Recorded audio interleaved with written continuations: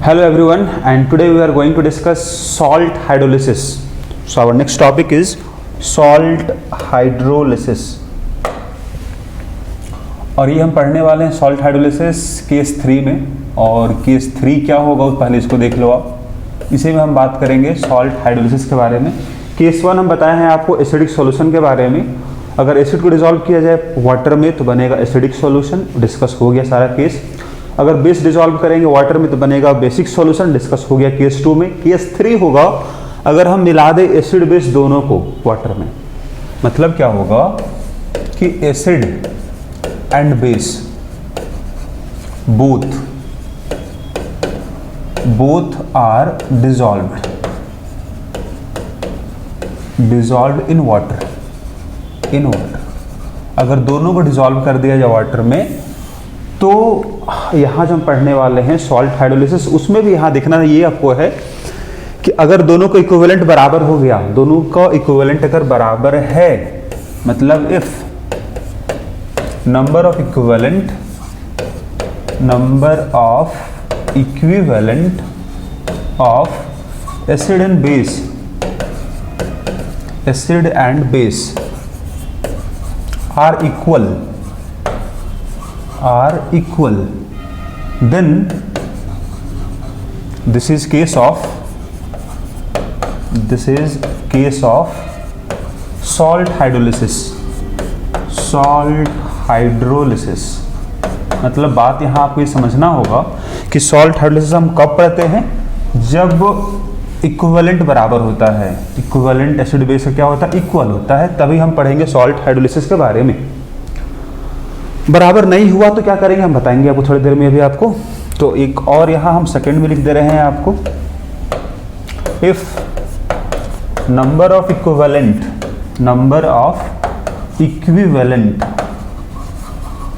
Of acid and base are not equal. तो इसको हम डिस्कस बाद में करेंगे। एक स्पेशल केस वहां पढ़ेंगे बफर सॉल्यूशन के बारे में, सेकंड वाले में, वो बाद का टॉपिक होगा हम लोग का।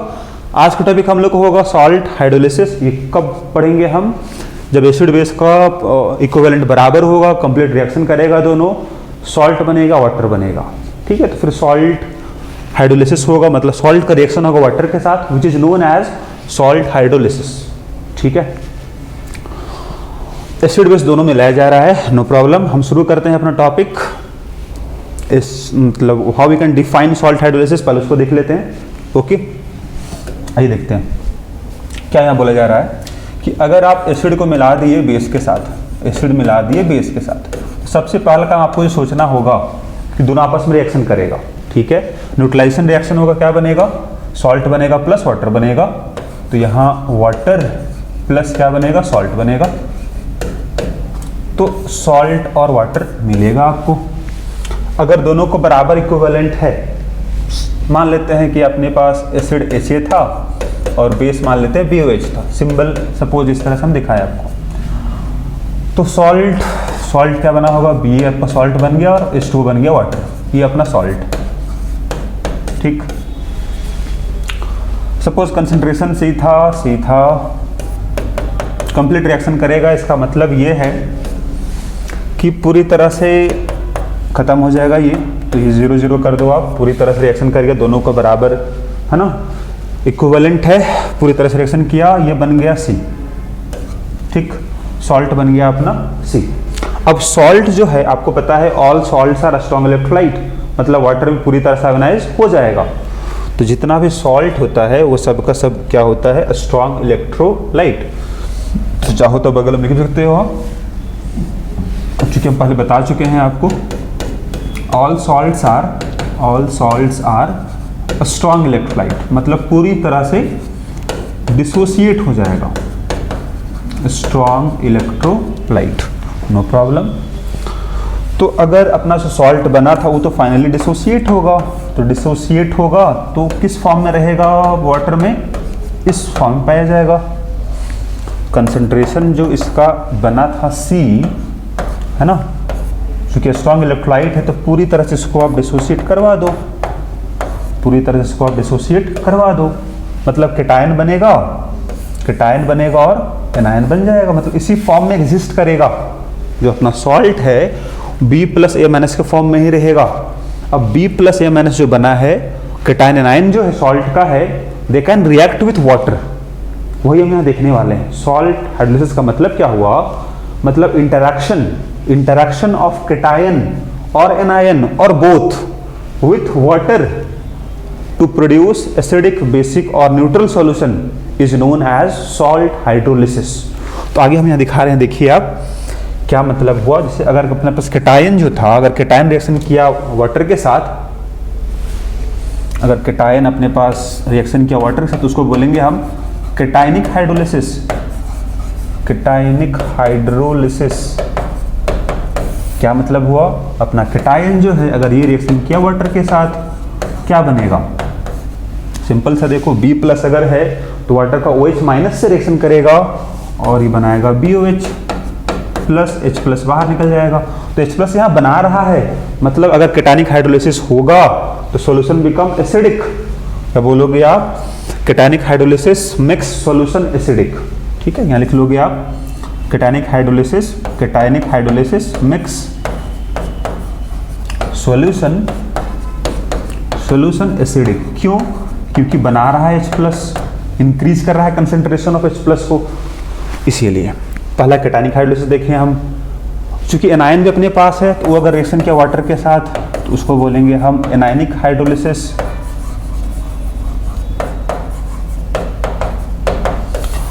तो यहां पर देख लो A माइनस है प्लस H2O, अब क्या होगा, तो A माइनस जो था H प्लस से रिएक्शन कर जाएगा तो HA बन जाएगा प्लस OH माइनस। तो यहाँ पर OH माइनस बन रहा है, मतलब सॉल्यूशन बिकम बेसिक, मतलब एनायनिक हाइड्रोलिसिस मिक्स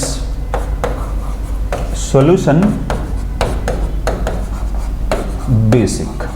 इसीलिए अभी जस्ट आपको यहाँ भी बताया आपको हम, what is salt hydrolysis, it is interaction of cation और एनायन और both with water to produce acidic, basic और neutral solution is known as salt hydrolysis. वो डिपेंड करेगा सॉल्ट पे, केटायन रिएक्शन करेगा, एनायन रिएक्शन करेगा, दोनों रिएक्शन करेगा कि दोनों रिएक्शन नहीं करेगा, वो सब डिसाइड होगा, वो डिपेंड करेगा सॉल्ट पर। ठीक है, सो सबसे पहले तो यहाँ बात ये हुआ कि एसिड बेस आपस में रिएक्शन करवाना है आपको। ठीक है, और एसिड बेस रिएक्शन जो होता है they are reversible in nature. ठीक है, एसिड बेस रिएक्शन क्या होता है, रिवर्सिबल होता है। तो इसको आप रिवर्सिबल इस तरह से दिखाओगे, एसिड बेस रिएक्शन को रिवर्सिबल। उसको नोट बगल में लिखवा दे रहे हैं आपको, यहाँ पर हम इस जगह पे लिखोगे नोट करके आप। पहला पॉइंट तो यही होगा कि all acid base reactions are reversible. ठीक, ऑल एसिड बेस न्यूट्रलाइजेशन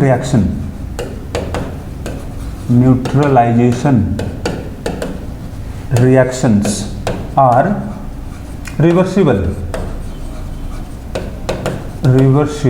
ठीक है, मतलब रिवर्सिबल रिएक्शन मतलब हुआ कि सॉल्ट प्लस वाटर, मतलब सॉल्ट रिएक्शन करेगा वाटर के साथ और ये बना सकता है, एसिड और बेस बना सकता है। फॉरवर्ड रिएक्शन ये हुआ, बैकवर्ड रिएक्शन ये हुआ। तो एसिड मतलब फॉरवर्ड रिएक्शन को बोलेंगे हम acid base neutralization reaction, backward reaction को बोलेंगे हम सॉल्ट हाइड्रोलिसिस। पॉइंट ये होगा अपना कि आपका जो फॉरवर्ड रिएक्शन है, forward reaction is known as, forward reaction जो हो रहा है उसको बोलेंगे हम acid base neutralization reaction, acid base neutralization reaction. और इसका बैकवर्ड रिएक्शन जो होगा, बैकवर्ड रिएक्शन जो होगा मतलब ये हुआ कि जब सॉल्ट रिएक्शन करेगा वाटर के साथ, बैकवर्ड रिएक्शन होगा, उसको बोलेंगे हम सॉल्ट हाइड्रोलिसिस, उसको बोलेंगे हम सॉल्ट हाइड्रोलिसिस। और एक पॉइंट यहाँ नोट करने के लिए हम लोग ये भी है कि extent of forward reaction is maximum and extent of backward reaction is minimum. मतलब फॉरवर्ड रिएक्शन ज्यादा होता है, बैकवर्ड रिएक्शन कम होता है। बैकवर्ड रिएक्शन कम क्यों होता है, because salt hydrolysis is endothermic in nature, उसमें हीट का रिक्वायरमेंट होता है। तो यहाँ सिंपल से हम बोलेंगे आपको एक पॉइंट यहाँ पर ही, extent of extent of forward reaction is maximum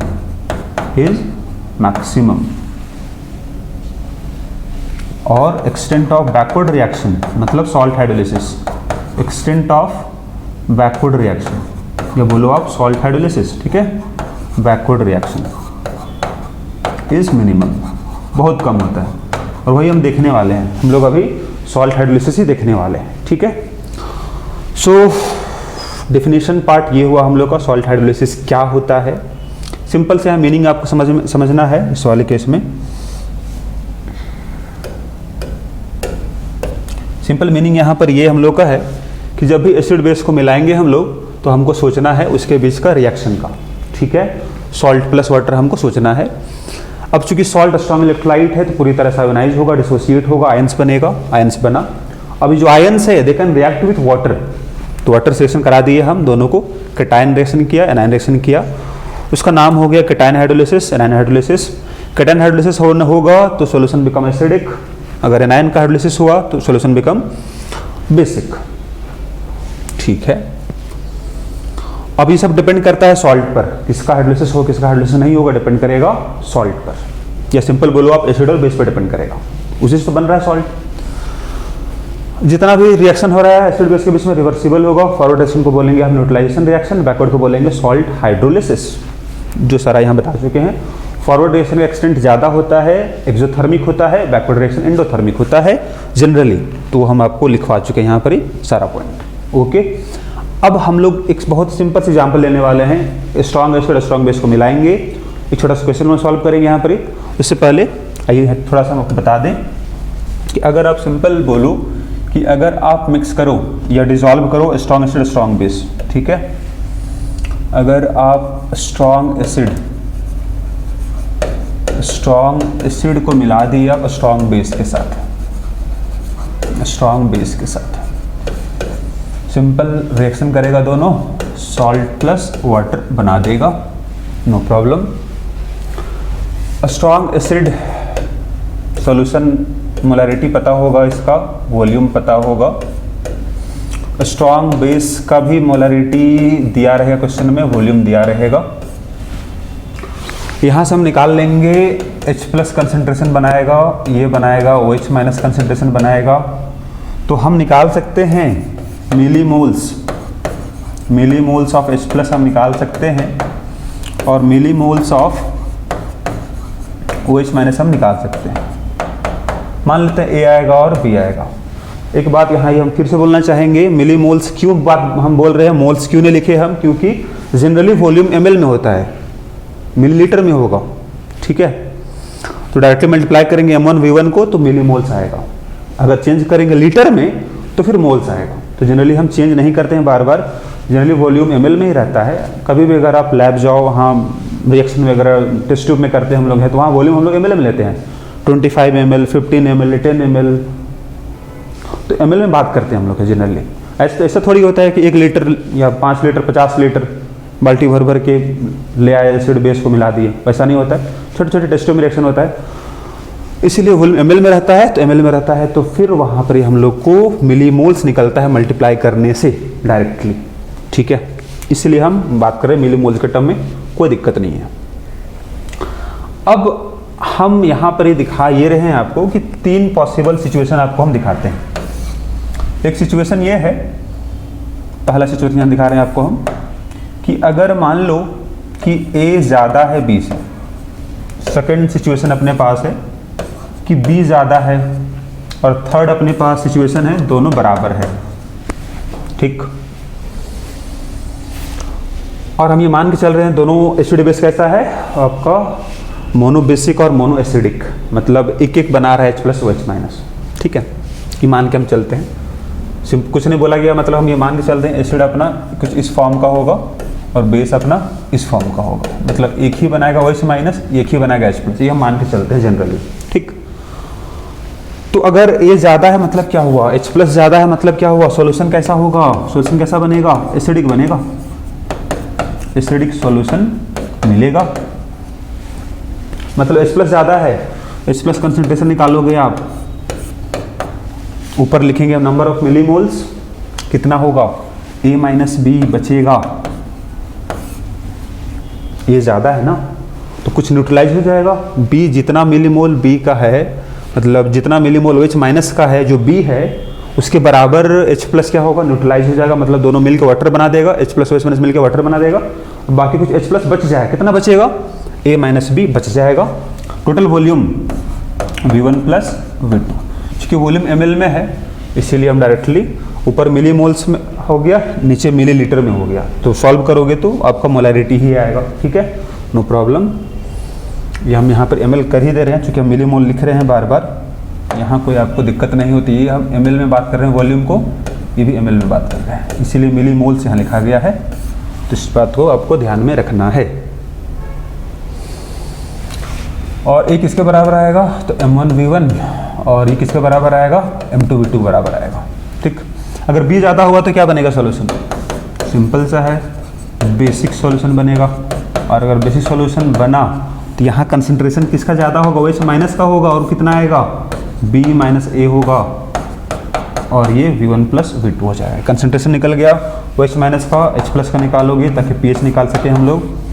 this is KW by OH minus concentration, यहाँ से H प्लस निकाल लेंगे हम, फिर pH निकाल लेंगे, ठीक है। दोनों अगर बराबर हो गया, बराबर हो गया मतलब दोनों कंप्लीट रिएक्शन कर जाएगा एसिड बेस, यहाँ केवल क्या मिलेगा आपको, सॉल्ट मिलेगा, सॉल्ट प्लस वाटर, तो दोनों पूरी तरह से रिएक्शन करेगा और केवल आपको सॉल्ट और वाटर मिल जाएगा। तो this is case of salt hydrolysis,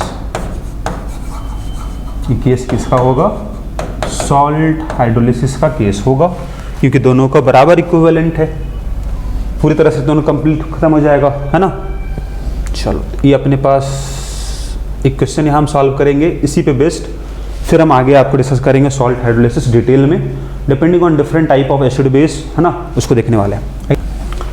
question यहाँ ये बोला जा रहा है कि अपने पास स्ट्रॉन्ग एसिड HCl है, स्ट्रॉन्ग बेस को मिला दिया गया, मोलैरिटी पता है, वॉल्यूम पता है, तो आप मिलीमोल्स निकालो। तो यहाँ निकालेंगे हम number of millimoles of HCl, कितना आएगा, मोलैरिटी इंटू वॉल्यूम, तो सॉल्व कीजिए, 0.1 इंटू 200 आएगा, तो दिस इज इक्वल टू आ जाएगा 20, ठीक है।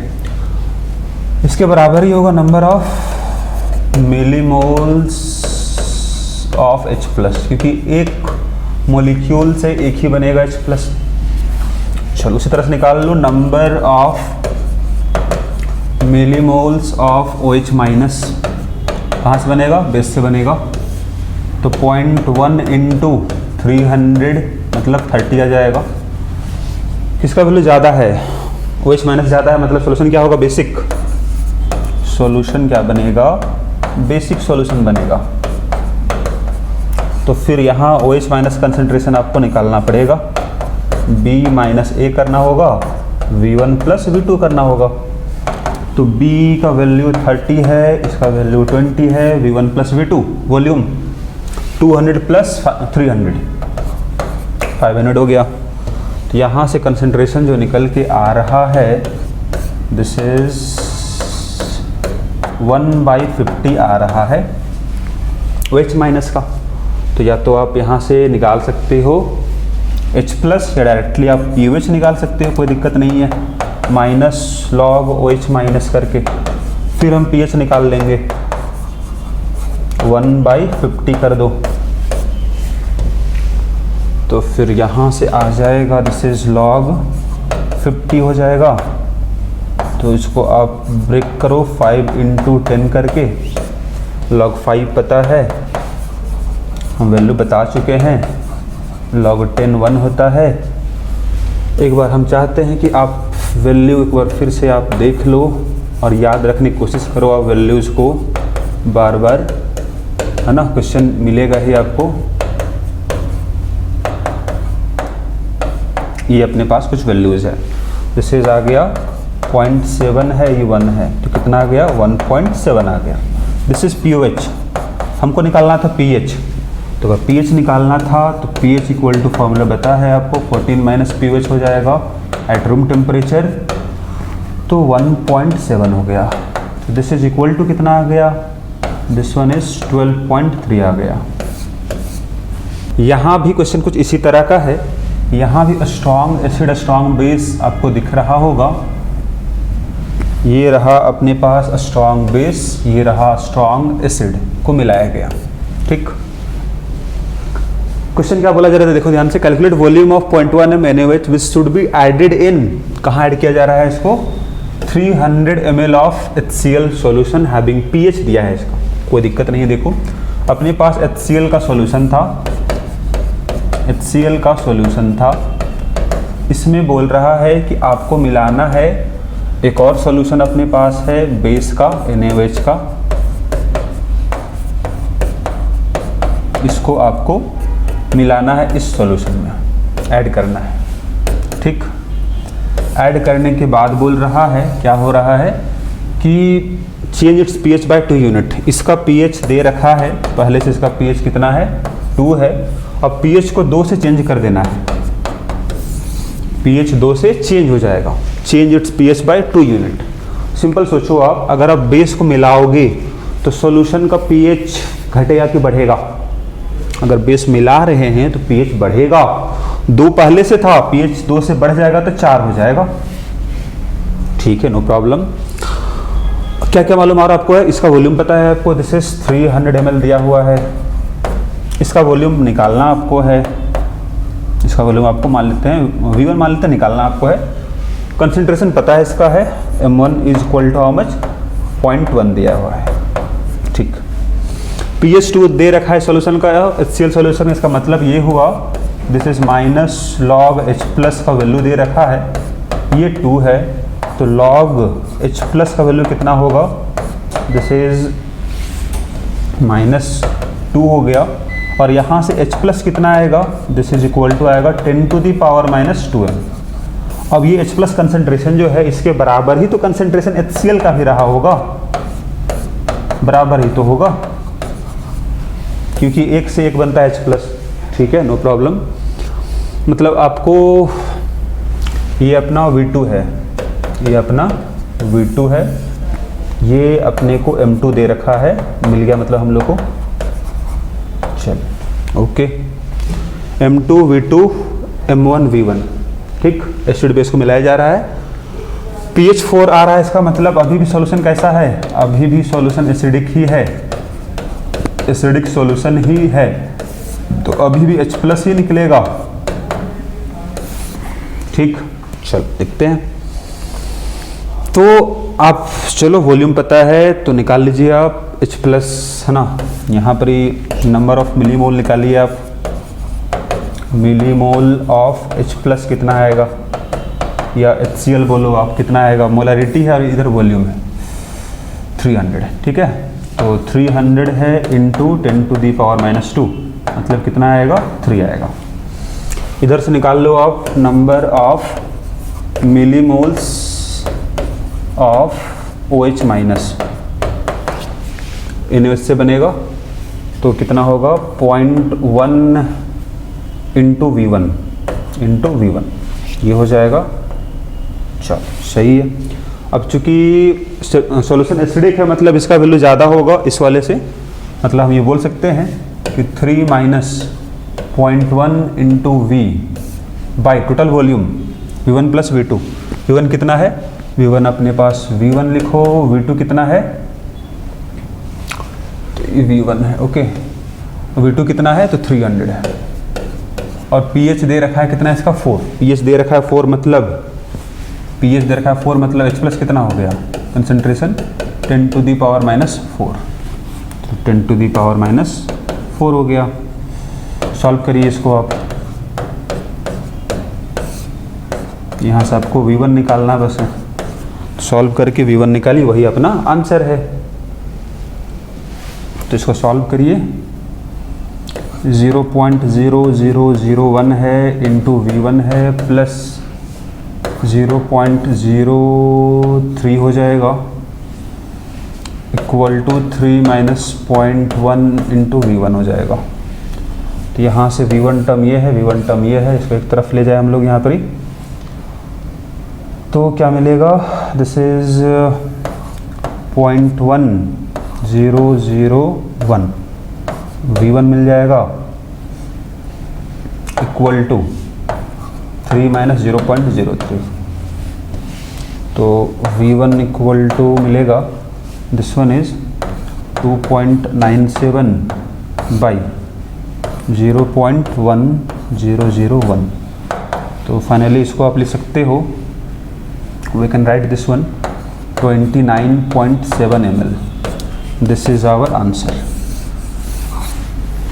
अब तक यहाँ हम लोग सिंपल सा देखे हैं एसिड बेस मिलाओगे तो क्या होगा, ठीक है। अब हम शुरू करने वाले हैं सॉल्ट हाइड्रोलिसिस का थ्योरी पार्ट, ठीक है। शुरू से देखते हैं हम लोग है, तो पहला हम लोग का केस जो बनेगा, या फिर पहला हम लोग जो पढ़ने वाले हैं, आप इसको फर्स्ट कर सकते हो यहाँ इस तरह से, आप hydrolysis of salt of strong acid and strong base, दोनों का स्ट्रॉन्ग है, जैसे HCl है और NaOH है, इसको अगर मिला दिया जाएगा तो इसका जो सॉल्ट बनेगा उसका हम लोग देख रहे हैं हाइड्रोलिसिस क्या होगा। तो सिंपल यहाँ बोलेंगे कि यहाँ पर कोई हाइड्रोलिसिस नहीं होता है इस वाले केस में, अगर दोनों स्ट्रॉन्ग है तो सॉल्ट हाइड्रोलिसिस, जो सॉल्ट बनता है उसका हाइड्रोलिसिस नहीं हो पाता है। क्यों नहीं होता है, आइए देखते हैं। HCl था, NaOH को मिलाए, क्या होगा, NaCl बनेगा प्लस वाटर बनेगा, ठीक है, नो प्रॉब्लम। चाहो तो कंसंट्रेशन दिखा सकते हो आप, कोई दिखाना है ना, पूरी तरह से खत्म, C बन गया, ठीक, वाटर भी बना होगा। अब चूंकि सॉल्ट सारा स्ट्रॉन्ग इलेक्ट्रोलाइट, पूरी तरह डिसोसिएट कर देना है सॉल्ट को, NaCl पूरी तरह से डिसोसिएट हो जाएगा, क्या बनाएगा, Na प्लस बनाएगा और Cl माइनस बनाएगा।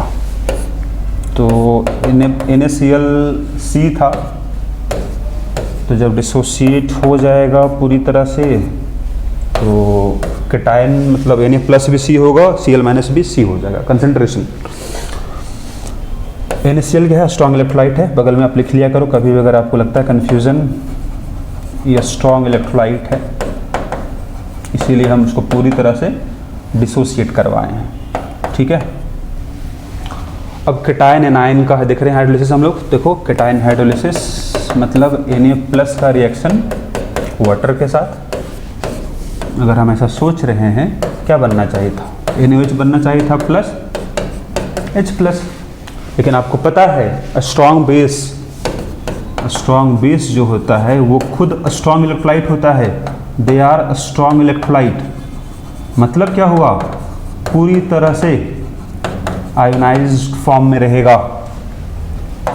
इसलिए एक स्टेप अगर और यहाँ दिखा दे ताकि समझ में आए कि क्यों हाइड्रोलाइज नहीं होता है, तो पूरी तरह से आयोनाइज्ड फॉर्म में रहेगा, मतलब इसी फॉर्म में दिखाइएगा, ये जो है डिसोसिएट फॉर्म में दिखाइएगा, ठीक, क्योंकि स्ट्रॉन्ग इलेक्ट्रोलाइट है। Na प्लस तो कैंसिल हो जाएगा दोनों तरफ से, मतलब यहाँ पर ही Na प्लस का रिएक्शन ही नहीं हुआ है, यहाँ Na प्लस का रिएक्शन ही नहीं हुआ है, यहाँ जो H प्लस और H माइनस बना है वो कहाँ से बना है, वाटर से बन रहा है, यहाँ Na प्लस का रिएक्शन ही नहीं हो पाया, ठीक है, मतलब कैटायन हाइड्रोलिसिस नहीं हुआ।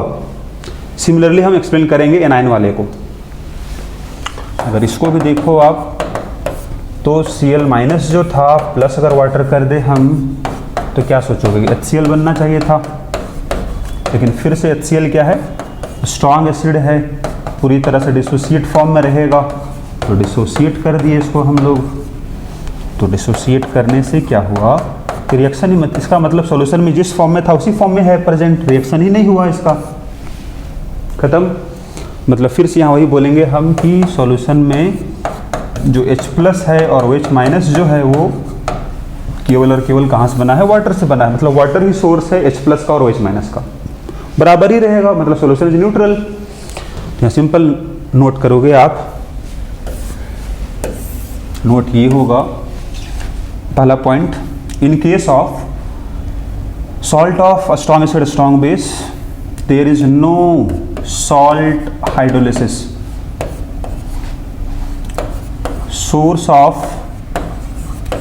H plus and OH minus is water, और दोनों बराबर ही बनाएगा, मतलब solution is neutral,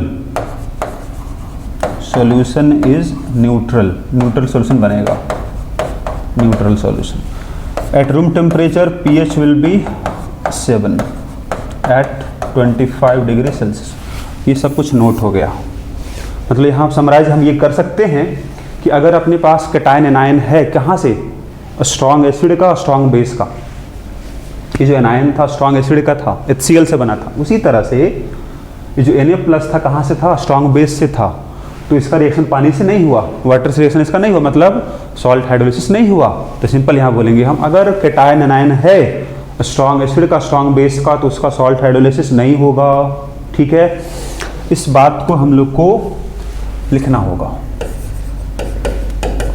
cations which do not undergo hydrolysis, जिसका हाइड्रोलिसिस नहीं होगा वो कौन कौन सा कैटायन है, ये हम लोग को ध्यान में रखना होगा। तो स्ट्रॉन्ग बेस हमको ध्यान में रखना होगा, उसके लिए स्ट्रॉन्ग बेस हम लिखवा चुके हैं, ग्रुप 1 का, ग्रुप 2 का। ग्रुप 1 का सोडियम से ले लो आप, तो Na प्लस, उसके नीचे, उसके भी नीचे ग्रुप 2 आ जाओ। ग्रुप 2 में कैल्शियम से हम बोले थे कि लेने आपको स्ट्रॉन्ग बेस के लिए कैल्शियम, स्ट्रॉन्शियम, बेरियम। बात करते हैं एनायंस का। Anions which do not undergo hydrolysis, तो स्ट्रॉन्ग एसिड हम बता चुके हैं, स्ट्रॉन्ग एसिड हम बता चुके हैं। स्ट्रॉन्ग एसिड HCl का Cl माइनस, उसके नीचे ब्रोमाइड, आयोडाइड, सल्फ्यूरिक एसिड का, नाइट्रिक एसिड का नाइट्रेट आयन, परक्लोरिक एसिड का परक्लोरेट आयन। तो ये सब अपने पास है जिसका हाइड्रोलिसिस नहीं होता है, ध्यान में रखना आपको। इसको ध्यान में रखते हुए हम कुछ क्वेश्चन सॉल्व करते हैं।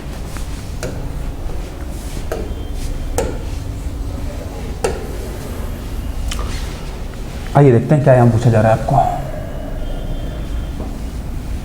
पूछ रहा है यहाँ पर आपको कि इसमें से बताना है which of the following salt undergo hydrolysis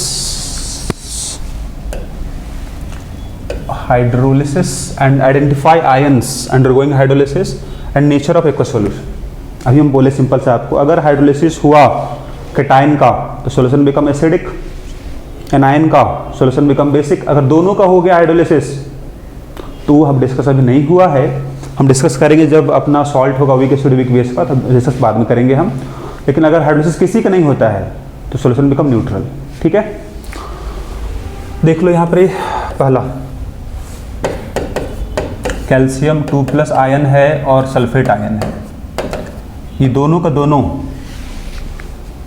strong acid और बेस से बना हुआ है।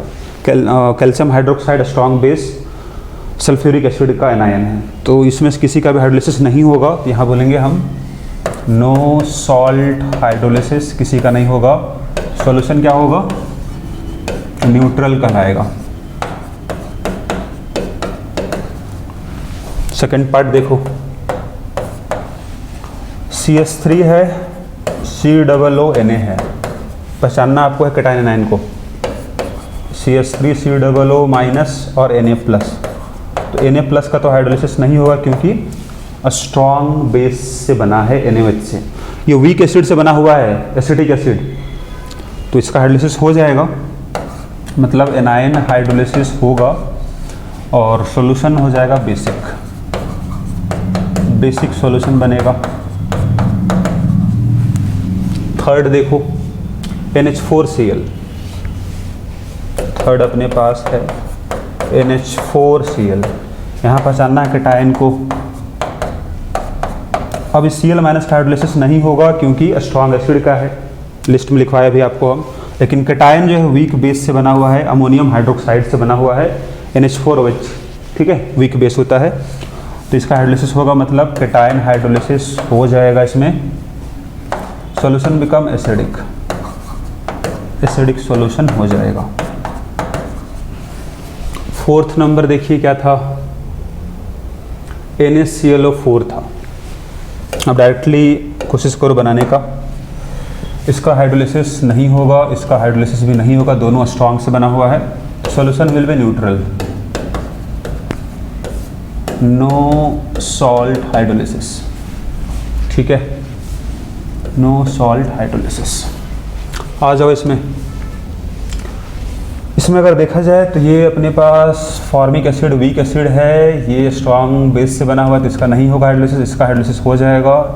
कैटायन का नहीं हुआ, एनायन का हुआ, तो एनायन हाइड्रोलिसिस होगा, मतलब solution will B basic solution बनेगा। ये एनायन हुआ, स्ट्रॉन्ग एसिड का है, इसका हाइड्रोलिसिस नहीं होगा। ये वीक बेस से बना हुआ है, all amines are weak base.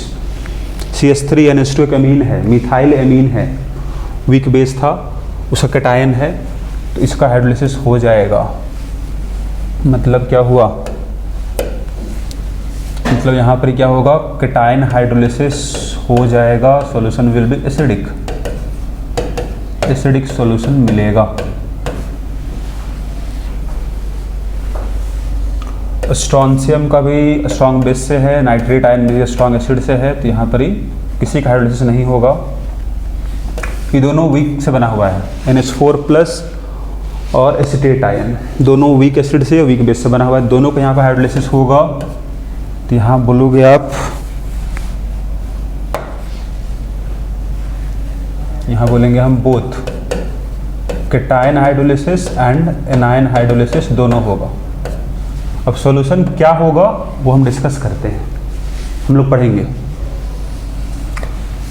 ये भी K+ स्ट्रॉन्ग बेस का है, इसीलिए हाइड्रोलिसिस नहीं होगा। ये भी स्ट्रॉन्ग एसिड का है, तो नहीं होगा, दोनों salt hydrolysis. So this is all about, पहचानना आपको होता है पहले, ठीक है, कि हम पहचान लेंगे। ये हम लोग का पहला पार्ट कंप्लीट हुआ। अगर सॉल्ट अपना स्ट्रॉन्ग एसिड स्ट्रॉन्ग बेस का है तो सॉल्ट हाइड्रोलिसिस नहीं होगा, solution will be neutral, pH होगा 7 एट रूम टेम्परेचर।